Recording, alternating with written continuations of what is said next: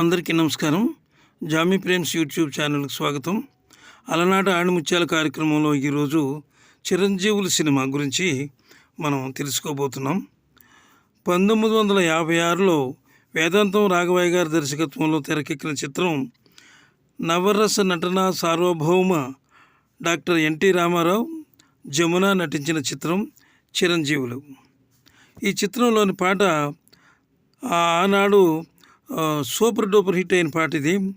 కనుపాప కరువైన కనులెందుకు, తనవారే పరులైన బ్రతికెందుకు. కనుపాప కరువైన కనులెందుకో, తనవారే పరులైన బ్రతుకెందుకో. అంటే ఈ పాట ఆ రోజుల్లో చాలా అద్భుతమైన పాట ఇది. ఆ పాట గురించి నేను సంగీత సాహిత్య విశ్లేషణ చేయడానికి ప్రయత్నం చేస్తాను. వీడియో పూర్తిగా చూడండి, చివరిలోనే అన్ని అంశాలు ఉన్నాయి.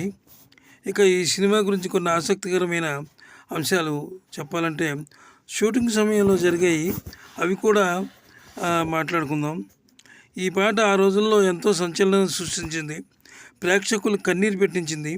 ఇందులో పాత్ర కేవలం ఎన్టీ రామారావు కోసమే సృష్టించారు. అంటే బ్లైండ్ పాత్ర అనమాట. సినిమా మధ్య వరకు ఆయన బాగానే ఉంటారు, మధ్యలో ఆయన కళ్ళు పోవడంతో ఆయన బ్లైండ్ పాత్రగా చాలా అద్భుతంగా చేశారు. ఆయన సినిమాలో షూటింగ్లో ఎన్టీఆర్ రైల్వే ట్రాక్ మీద నడుస్తున్న సన్నివేశాన్ని చిత్రీకరించేటప్పుడు ఆయనకు ప్రాణగండం కూడా తప్పింది. ప్రాణాలకు తెగించే సన్నివేశానికి ఆయన ప్రాణం పోశారనమాట. అంత అద్భుతమైనటువంటి సినిమా ఇది. ఇక జమున గురించి చెప్పాలంటే డాక్టర్ రాజారావు గారి శిక్షణలో నటించి మంచి నటిగా ఆమె గుర్తింపు పొందింది. డాక్టర్ రాజారావు గారి శిక్షణలో శిష్యురాలుగా ఆమె నటనను ఎన్నో మెరుగులు దిద్దుకుంది. ఆమె ఖాతాలోని hits, super hits, black busters ఉన్నాయి. అలాగే ఎన్టీ రామారావు గారి గురించి మనం చెప్పక్కర్లేదు, ఆయనకి ఎన్నో అద్భుతమైనటువంటి విజయాలు సినిమాలు ఉన్నాయి. ఇక పాట రాసిన వారు మల్లాది రామకృష్ణ శాస్త్రి గారు. అద్భుతమైన యతి ప్రాసలతో కమ్మటి విందు చేశారు. ఈ విషాద గీతాన్ని రాయడానికి శాస్త్రి గారు కొన్ని చరణాలు రాస్తున్నప్పుడు బోరున ఏడ్చేశారట. అంత మమేకమై రాసిన మూలంగానే ఈ పాట ఈనాటికి సజీవంగా అందరి మనసుల్లో నిలిచి ఉంది.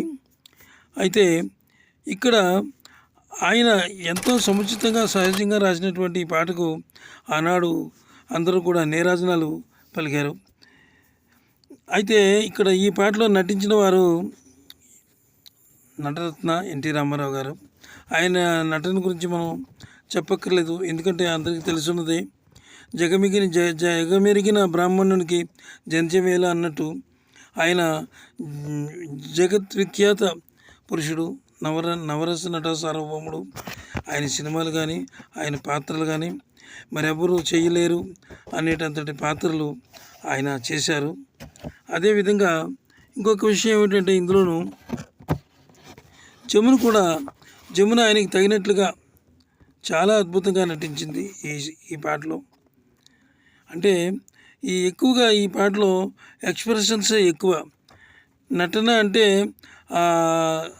ముఖ కవళికలో ఉండేటటువంటి భావాలు, అలాగే ఇక ఎన్టీఆర్ ముఖ కవళికలో చూపించినటువంటి ఆ బ్లైండ్ క్యారెక్టర్కి చూపించినటువంటి అద్భుతమైనటువంటి ఆ సన్నివేశాలు ఎన్నో ఉన్నాయి ఇందులో. ఇక సంగీతం గురించి చూస్తే ఘంటసాల రాగాలకు ఖరీదు కట్టే షరాబు లేడు. అంటే అంత అద్భుతంగా ఉంటాయి ఆయన రాగాలు. ఘంటసాల గారే ఈ పాటకు సంగీతాన్ని సమర్పించారు.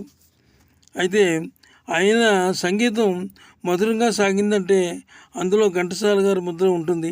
ఒక పాట అద్భుతంగా ఉందంటే ఘంటసాల గారు పాడి ఉంటారు అని అందరూ అనుకునే విధంగా ఉంది. అంటే ఇక్కడ ఒక విషయం మనం గ్రహించాలి. ప్లేబ్యాక్ సింగర్గా ఆయన ఎన్నో అద్భుతాలు, ఎన్నో శిఖరాలు దాటారు. ఇక ఆయన గురించి మనం చెప్పక్కర్లేదు.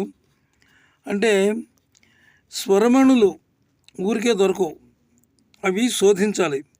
ఘంటసాల స్వరాలు కూడా మంచి మణులే. ఆయన బాణీలు కూడా విలక్షణమైనటువంటి సంగీతాన్ని అందించగల బాణీలు. వారి మాధుర్యం అంటే వారి యొక్క గాన మాధుర్యం కూడా అలాగే ఉంటుంది, ఆయన సంగీతం కూడా అలాగే ఉంటుంది. ఈ మహోన్నతమైన రాగంతో ఈ పాటను ఘంటసాల కంపోజ్ చేశారు. ఈ పాట మీకు నచ్చినట్లయితే, ఈ వీడియో మీకు నచ్చినట్లయితే సబ్స్క్రైబ్ చేసి మాకు సపోర్ట్ ఇవ్వండి. ఇస్తే ఇలాంటి పాటలు మీకు నేను ఎన్నో చేసి ఇవ్వగలను. అదేవిధంగా ఈ సంగీతం సాహిత్యాల గురించి చాలా పాటలు ఉన్నాయి, అందులో రాగాల గురించి కూడా ఉన్నాయి. అవి కూడా మీకు వీలైనంత మట్టుకు నేను చేసి ఇవ్వగలవాను. అలాగే ఒక పాటకు ఒక రాగాన్ని ఎలా ఎంచుకుంటారు అనేది కొన్ని చోట్ల ఇవ్వగలుగుతున్నాను. కొన్ని పాటలకు 4-3 రావడం వల్ల ఇవ్వలేకపోతున్నాను. నమస్తే, సెలవు.